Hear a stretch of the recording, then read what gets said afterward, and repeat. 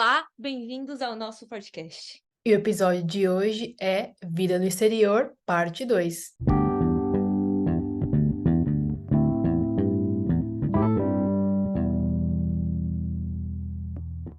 Então, depois que eu terminei meus estudos, eu logo comecei a trabalhar na França, né? Contando um pouco da minha história. Eu logo comecei a trabalhar na França. Então, eu fiquei um ano trabalhando numa empresa francesa. E logo depois, essa empresa francesa me alocou no México. Então, eu mudei para o México e fiquei 3 anos morando no México. Então, tipo, realidades completamente diferentes, países completamente diferentes, culturas completamente diferentes, pessoas completamente diferentes, né? Então, assim, nessa questão de, por exemplo, não vou dizer educação, porque são, como são culturas diferentes, eles são educados dentro da sua Da sua cultura. Então, dá para sim. falar que um povo é educado e o outro é mal educado, porque isso não É existe. diferente, é. Exatamente, não existe comparar culturas. Mas eu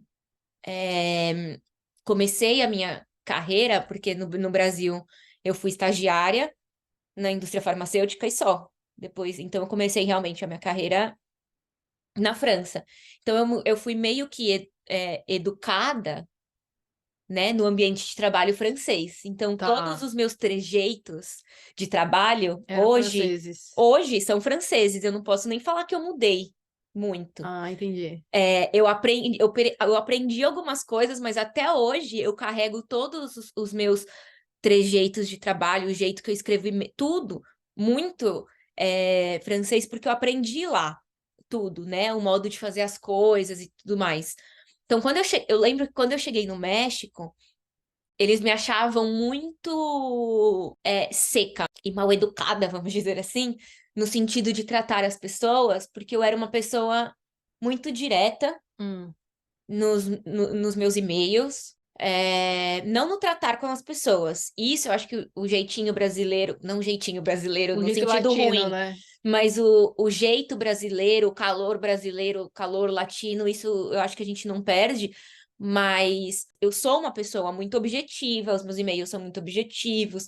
O francês, ele não dá nem bom dia, às vezes, nos Uhum. e-mails, não por mal, mas porque é cultural deles. Então, se eles precisam pedir para você uma caneta azul, eles vão pedir a caneta azul. Eles não vão perguntar como foi seu dia, se seu filho tá bem, se a viagem que você fez no final de semana foi boa, para depois perguntar se a caneta azul, se você tem a caneta azul que ele precisa. No México, é considerado rude se você não escreve um e-mail perguntando não sei o quê, não sei o quê, não sei o quê, não sei o quê. Ah, você tem a caneta azul que eu preciso? E eu nunca fazia isso. Então eu tive que completamente, e para mim custava um trabalho mental fazer Se isso, readaptar. porque não é natural para Hum. mim, não é de mim fazer isso. Tanto que quando eu venho para Inglaterra, aqui as pessoas são bem. Objetivas também. Não é que elas são super objetivas aqui, não. Mas elas têm aquela polidez inglesa Hum. que as pessoas falam, é, existe, então existe todo o cordialismo, não sei, nem sei se existe essa palavra, mas são super cordiais nos e-mails e tudo mais, né? O bom dia, como tá você? Muito obrigado, não sei o quê. Mas assim, as pessoas são objetivas aqui, né? Eu acho que o que pegou mais pra mim aqui no início, eu acho que foi o humor inglês, Isso é bem diferente. porque o humor é seco, é sarcástico. E o brasileiro, quando ele é sarcástico, o sarcasmo brasileiro é rude. Quando você é sarcástico, você está sendo rude, você não está sendo sarcástico para ser engraçado, Uhum. entendeu? O sarcasmo não é uma coisa, pelo menos na minha visão, não é piada sempre no Brasil, entendeu? Sim, sim. A não ser que você tá ali, tipo, não sei, com seus amigos. Eu não encaro o sarcasmo como uma coisa engraçada no Brasil. Tá. E aqui o sarcasmo é sempre engraçado. E o humor aqui é super seco. Aqui, porque a gente tá gravando. É. A gente tá gravando. Gravando em Manchester. A gente tá gravando aqui na minha casa. Enfim, então, essas diferenças culturais são coisas que sempre vão existir. Sim, Por mais tempo que você viva num lugar, sempre vai existir isso. E é muito complicado. é verdade. Por que que você acha que as pessoas romantizam tanto morar fora? Tipo, mas tá ganhando em X e tá super vida boa, tá, não sei o quê. Tô ganhando em X, mas tô gastando em X, né? Eu queria estar ganhando em Libra e gastando em real. Meu sonho de princesa, né? Herdeiro. É, vida de herdeira. Eu acho que as pessoas romantizam, justamente, acho que a internet, ela mostra uma vida que não existe. Tem uma galera que faz um desserviço mesmo. É, então, eu acho que até a gente, entendeu? Ninguém faz stories chorando. Ah, é verdade, não. Ninguém posta foto triste, entendeu? Eu não posto foto triste. Mas acho que ninguém, nem morando aqui no, Nem no no Brasil, Brasil. ninguém posta. Exatamente. É. Ninguém coloca na internet, salvo algumas exceções de gente que, né? Mas eu acho que quase ninguém, fica falando sobre as suas mazelas diárias, Aham, sim. entendeu? Então, assim, a gente compartilha 98% dos nossos momentos felizes, das viagens legais que a gente faz. Eu não. Enfim, não vou falar que é horrível morar fora, senão não estaria morando fora, Exato, sim. entendeu? Existem seus pontos positivos, mas não é fácil. Ser imigrante não é fácil, entendeu? Primeiro porque se você é imigrante, as pessoas sempre vão te olhar como imigrante. Sim, sempre. Verdade. Isso é fato. Você nunca vai pertencer àquela comunidade, entendeu? Você sempre vai ser, é a minha amiga brasileira. Sim. Por mais que isso não seja uma ofensa. Sim. Mas vai ser sempre referida como tal. É. Exato. A sua nacionalidade vai se tornar parte do seu nome, Sim. entende? A Stephanie é minha amiga brasileira, É isso, é entende? verdade. Que não necessariamente é uma coisa ruim, mas você nunca vai ser parte daquela comunidade. É mais difícil, é sempre mais. Eu acho que também depende de situação para situação, óbvio, no sentido de cada caso é um caso, cada status é um status num país. Eu posso falar do meu caso, Hum, entende? Tipo, o visto que eu tô aqui, ele me limita bastante a fazer várias coisas, entendeu? Então, se uma pessoa ela tem cidadania, ela pode fazer tudo. sim, é uma outra questão, é. Por mais que por mais que a pessoa, por mais que ela seja vista como imigrante, ela tem direitos de cidadão. Então Sim. isso já é tipo, Que já é um progresso para várias coisas burocráticas, isso que já se livra. É. exatamente, a burocracia do imigrante é uma coisa que as pessoas não veem. Entendeu? Então, por exemplo, no meu caso, o meu visto me limita se eu quiser, por exemplo, uma coisa básica, assim, na área que eu trabalho, é uma área muito restrita e muito especializada. Então, se eu quisesse, por exemplo, se eu fosse chamada para dar uma palestra, uma aula, e eu fosse paga por isso, eu não poderia aceitar. Porque o tipo de visto, isso é uma dica, se vocês forem vir trabalhar aqui na Inglaterra Visto de com trabalho. visto de trabalho especializado, você só pode trabalhar com um contrato com o código do seu trabalho. Então, no meu caso, que é um código de gerente de projeto, eu só posso trabalhar como gerente de projeto. Se eu for fazer um contrato de professora lá, porque eu vou dar uma aula, Uma outra eu coisa. não posso, porque é um outro código de trabalho. Sim, Então, quando eu for pagar o imposto lá e sair um outro código, pode dar isso problema. pode dar problema no meu visto, eu posso ter meu É. visto cancelado, não sei o que, não sei o que, não sei o que. Então, assim, é uma coisa muito simples. Eu só ia dar uma aula, uma palestra sobre uma coisa tão simples que por eu ter um visto de trabalho especializado, Uhum. e isso eu digo para a Inglaterra, hein? Quando eu estava no México, era uma outra coisa, era totalmente diferente. Cada Cada país país. muda. Exato. Mas eu digo, para a Inglaterra hoje funciona desse jeito. Então, se eu quiser fazer isso para ganhar um dinheiro extra ou pelo simples prazer de querer compartilhar conhecimento, eu não posso fazer porque eu sou limitada pelo meu visto. Fora outras burocracias que hoje, na minha situação, envolve estar morando fora. Reclamo disso? Não, faz parte do processo. Sim. Entendeu?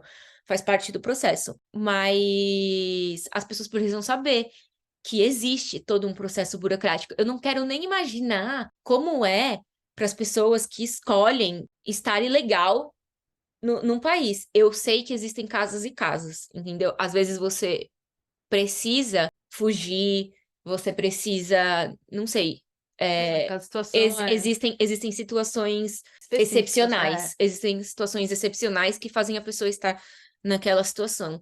Mas eu sempre falo que se não fosse, se eu não tivesse, como se diz? Se eu não tivesse condição de estar legalmente no país, a não ser que fosse um caso excepcional, eu jamais escolheria morar fora, ilegalmente, justamente por conhecer já as burocracias de morar fora. É que já é difícil, porque vai ter leis, vai ter várias coisas que você como legal, às vezes você não tem acesso, ou você não tem direito, e é sempre vivendo, acho que naquele risco, né? E acho que uma coisa que as pessoas não levam em consideração é que você como imigrante, você acaba tendo que aprender um pouquinho de lei, de várias coisas, para você poder se virar.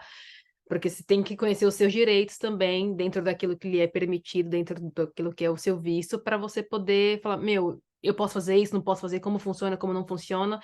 E às vezes você não tem para quem perguntar, às vezes você não tem acesso a um advogado de imigração para poder, tipo, te orientar e leva você lá no Google, às vezes tradução e não sei o quê, pergunta para um, pergunta para outro, pergunta em grupo, porque é um conhecimento que você não tem. Às vezes eu acho que quando a gente mora fora, a gente acaba sabendo mais de direitos dos países que a gente mora do que no próprio país, porque você precisa conhecer um pouquinho. Ah, não, quando você. Por exemplo, esse tipo de informação de visto, de imigração, de status, de não sei o que, se você me perguntar sobre o Brasil, eu não vou saber te responder, entendeu? A única coisa que eu sei te responder sobre isso, no máximo, é na parte de. Como fala? Que a gente deu a saída definitiva do Ah, Brasil de na, taxa de imposto de na renda. parte de imposto, porque eu precisei fazer para não ser taxada duas, para não ser taxada Para duas o leão não vezes. pegar mais dinheiro. Exatamente, exatamente. Então é o máximo que eu sei te responder, e mesmo assim, superficialmente, porque eu tive que contratar uma contadora para fazer, Sim. porque é um processo bem burocrático, bem difícil, e é isso. Então, assim, então as pessoas romantizam muito, porque elas acham que porque se você está ganhando numa moeda mais forte que a do Brasil, você tá rica.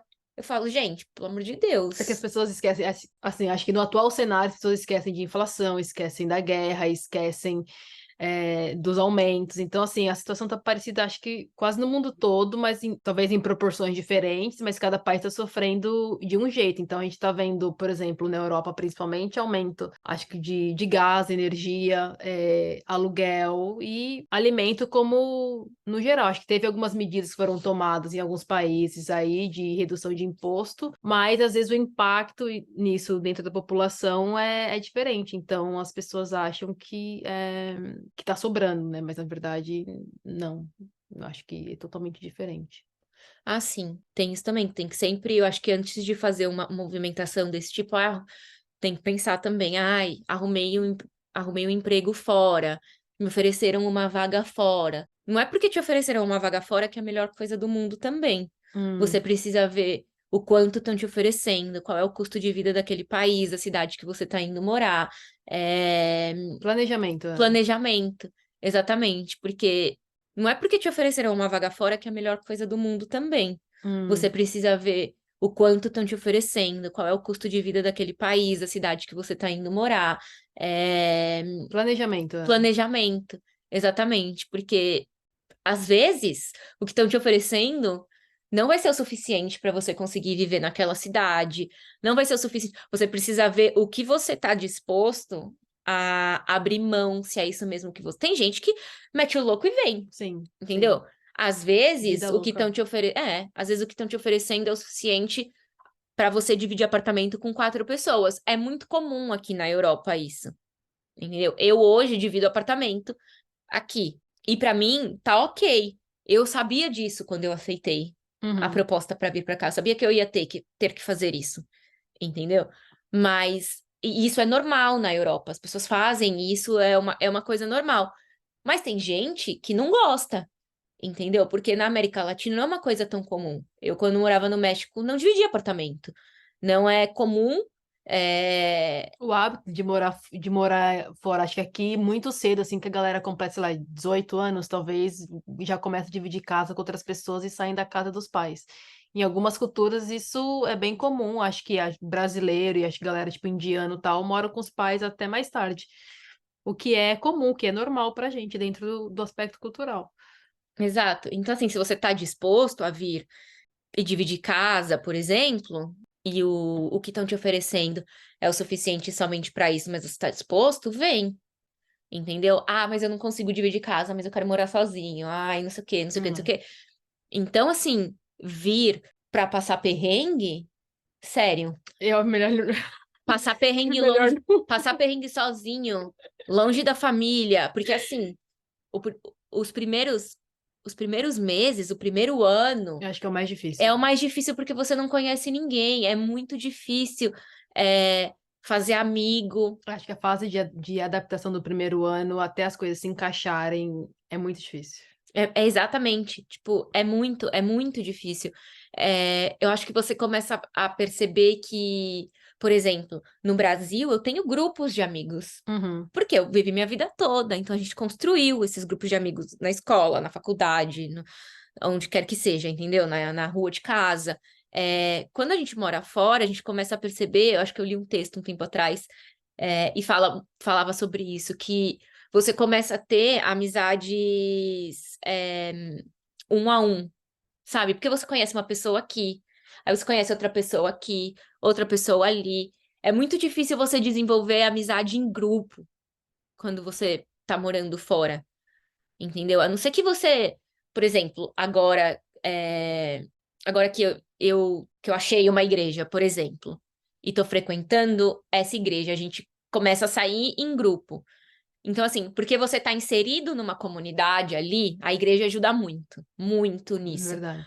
Você está inserido numa comunidade e tudo mais, para mim, essencial. Então, assim, a gente sai em grupo ali, mas assim, se a pessoa não tem uma igreja, e até você achar uma igreja, é muito difícil. É muito difícil. Eu acho que eu quero outro tipo de comunidade, sei lá, gosto de correr, e acho que esses tipos de grupo, assim, acabam auxiliando para você através de interesses comuns, você começar a criar novos ciclos, de amizade. E aí acho que é uma coisa de você se expor também, porque quando você mora fora, às vezes bate um pouco de preguiça ou um pouco de medo, principalmente se você é introvertido, tipo, de procurar, de puxar papo, de conversar. E você descobre que se você não sair, se você não procurar esses grupos de interesses comuns, seus hobbies, você vai ficar, tipo, sozinho, você vai ter muito mais dificuldade de se relacionar, de fazer novas conexões. Às vezes o trabalho pode ser que ajude uma coisa ou outra, mas dependendo do país, a galera é muito distante, a galera é mais fria. Demora mais tempo até você descobrir, porque tem lugar que, tipo, não é que nem no Brasil, acho que, tipo, ambiente de trabalho, assim, que a galera é mais exposta, aberta, e vai falando, não, meu hobby é isso, não sei o quê, blá, blá, blá, trocar papo, tipo, sobre a vida, assim, no trampo. Tem lugar que, às vezes, não é isso, é trabalho, trabalho, e, pô, um beijo e um abraço. É. E isso vai depender muito mais de você do que das pessoas. É, E eu digo isso principalmente aqui na Europa, né? Assim, experiência, né, sua, Irlanda, sim. Portugal e Inglaterra, França. No México foi um pouco diferente, porque eles têm esse hábito latino de querer te incluir nas coisas. Ai, vamos comer aqui, ai, vamos fazer isso, vamos fazer não sei o quê. Então, foi um pouco diferente nesse sentido, porque as pessoas são mais abertas e de te incluir nas coisas. Então, no meu trabalho, as pessoas eram mais inclusivas nesse sentido, mas aqui as pessoas são muito mais fechadas na Europa no geral.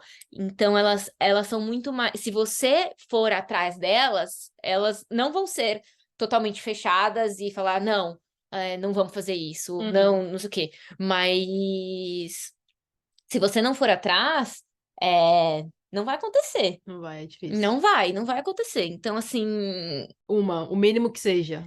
porque se acontecer alguma coisa, o que que você vai fazer? Entendeu? Você precisa ter pelo menos uma pessoa com quem contar. Isso é muito. Sim, Parece sim. bobeira, mas assim, Não, é verdade, é verdade. tipo. Porque seus familiares estão, tipo, milhares de quilômetros, que todo mundo muito distante. Acho que, por exemplo, muda um pouco agora, porque a gente tá, tipo, 3 horas de distância de voo. Eu tenho família aqui, você tem família próxima também, relativamente próxima, não? Então, É, tipo, galera, sei lá, 3 horas de voo é uma coisa. Agora, tipo, do Brasil pra cá, é muito longe. é. Mas mesmo assim, você precisa de alguém perto, perto de verdade, para emergências. Sim, Porque se acontecer alguma coisa, o que você vai fazer? Literalmente. Assim, sério. precisa. É. Entendeu? Se você precisar fazer um exame e alguém precisar ir te buscar no hospital, porque o exame tem anestesia, você vai chamar um Uber? E se o hospital não permite que o Uber te busque? Precisa ser alguém, entendeu? Porque sim, existe. Eu não sei lá se no seu trabalho tem isso, mas no meu perfil lá do RH do trabalho, eu sou obrigada, eu fui obrigada a colocar contatos de emergência. Responsável, ou pessoa, né? E aqui na Inglaterra eu tenho a sorte de ter família, então eu coloquei meu primo. Só Uhum. que meu primo tá em Londres. Se acontece alguma coisa, eles ligam pro meu primo essa E vai fazer o semana. quê? Ontem eu tava com ele, aí eu falei pra ele, falei não sei o que pra ele lá. Aí ele virou pra mim e falou assim: ainda bem que você me avisou. Já pensou se me ligam? Se me ligam, eu faço o quê? Pego a motinha do Marvin e vou de Londres. Vou de Londres pra Manchester. Marvin é o filho dele, que tem 1 ano. Mas ele vai pegar a motoquinha. Ele vai pegar a motoquinha do neném e vai vir. Aquele triciclo. O triciclo vai vir de triciclo. Então, assim, tipo, existem emergências e emergências, né? Então, assim, uma coisa é alguém ligar e falar pra mim, a Yasmin foi pro hospital de emergência, tem como você vir? Uma coisa é um tipo de emergência que eu posso pegar um voo e tá no dia seguinte em Portugal. Ou ela pegar um voo e tá aqui no dia seguinte. Tem coisas que dá pra fazer.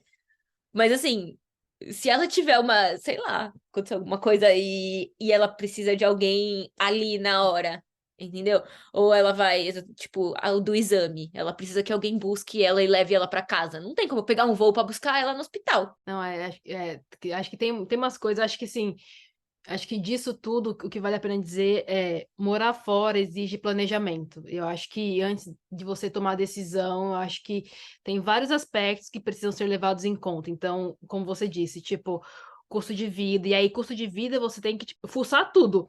Mercado, aluguel, conta de água, de luz, telefone, internet, transporte público, e não aquela conta burra, eu vou morar longe, vou economizar super. Às vezes o transporte tem que pegar, sei lá, 2 horas de transporte, um trem, um ônibus, andar mais 40 minutos. Não, seja inteligente também nisso, porque acho que são vários aspectos que precisam ser considerados para você se mudar. Então, tipo, o quanto de dinheiro se leva, se você tem reserva de emergência ou não. Acontecer qualquer coisa aqui no Brasil, se você tem como, tipo, auxiliar de alguma forma. Acho que, tipo, é uma variedade de coisas que precisa ser levado em conta quando você mora fora. Então a galera romantiza dizendo, tipo, é super fácil, é super vida boa, é super tranquilo. Não, acho que tem as mesmas dificuldades, e talvez o agravante, talvez, de língua, de clima, de leis, e você sendo imigrante estrangeiro, que você tem que respeitar, cumprir, uma coisa que às vezes no seu país, estando no Brasil, você não tem essa necessidade, não tem essa preocupação de estar, tipo, atento a algumas informações, por exemplo, né? Então, Hum, porque você está acostumado, você foi criado naquilo, né? Então, é. Exatamente. E o aspecto, eu acho que também o aspecto psicológico, você, entendeu? você sabia? Você sabia se você estava pronta para morar fora quando você foi, assim, psicologicamente falando hoje? Não sabia, não. Hoje olhando para trás, não sabia, não. Mas eu acho que é boa essa avaliação. Hoje, olhando para trás, eu recomendo que se faça essa autoavaliação, se puder, se você tiver tempo.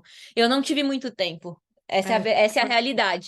foi muito. Eu recebi a notícia e, tipo, 2 meses depois eu tava viajando, entendeu? Eu não tive muito tempo para fazer essa avaliação. Mas se você tiver tempo para se preparar, entendeu? Uhum. Essa é a recomendação que eu posso dar. Entendeu? Eu acho que a gente não tá aqui porque parece que a gente ficou. A gente passou esse episódio inteiro só falando mal de morar fora. Entendeu? Tipo, não vá. Não vá, morar fora é horrível Não e a gente venha. quer voltar pro Brasil. Parece que eles vão ouvir e falar assim: meu, por que elas estão morando fora? Então, só falaram mal o episódio inteiro. Não é isso. Eu acho que é uma oportunidade maravilhosa. A gente tá trabalhando no que a gente ama e a gente lutou pelo que a gente tá fazendo hoje. Sim. Entende? Uhum. Tipo, a gente tá aqui Foi porque construído, né? foi construído.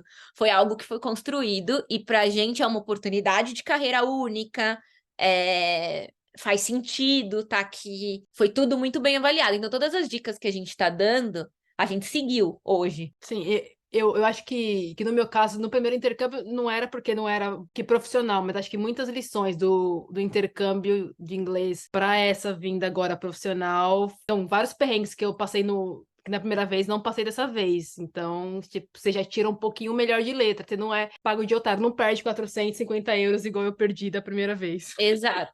Então, nossa, essa história aí. Então, é isso. É tipo, se você puder fazer essa análise, melhor. Se não tiver tempo e você quiser se jogar, eu acho que isso é uma decisão de cada um, né? A gente também não vai falar aqui que você não deve fazer, mas ter esse autoconhecimento de estou preparado para tomar essa decisão. Se você acha que você tá, uma das coisas que ele falou, eu não sei se eu consigo ficar longe da minha família, eu não sei se eu mentalmente tenho força para ficar sozinho. Então, todos esses receios são genuínos, Sim. entendeu? E são coisas que as pessoas realmente têm que pensar, entendeu? Então, assim, não é todo mundo que consegue morar fora. Eu acho que a gente falou pouco, mas, tipo, acho que família tem, tipo, uma grande participação nisso. Acho que depende da forma que você foi criado também e a sua relação. Mas durante o intercâmbio mesmo, eu vi várias pessoas que planejaram para ficar, sei lá, 8 meses e, tipo, em 2, 3 meses, tipo, eu vou embora. Não é para mim.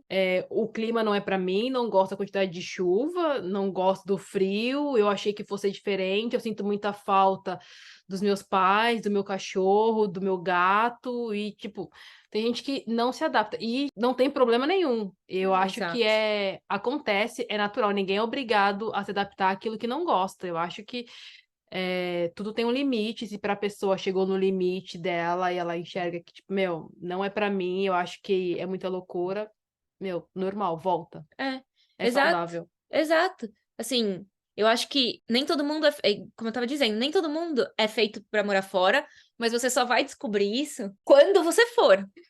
Entendeu? Às vezes você até pode descobrir antes, fazendo terapia, talvez, ou fazendo uma autoanálise, assistindo muito vídeo no YouTube, não sei.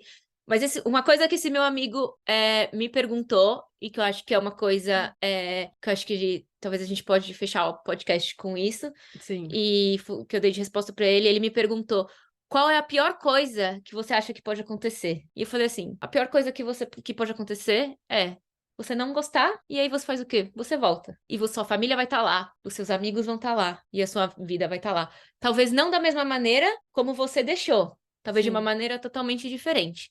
Mas vai estar tudo lá. Sim, eu acho que a gente. Eu ouvi isso da minha terapeuta também. Que você sempre pode voltar. Não, tipo, não é uma porta que está sendo fechada atrás de você. Ela continua aberta. Exatamente. Então é isso. Muito obrigada por ouvirem e até o próximo. Até o próximo. Tchau!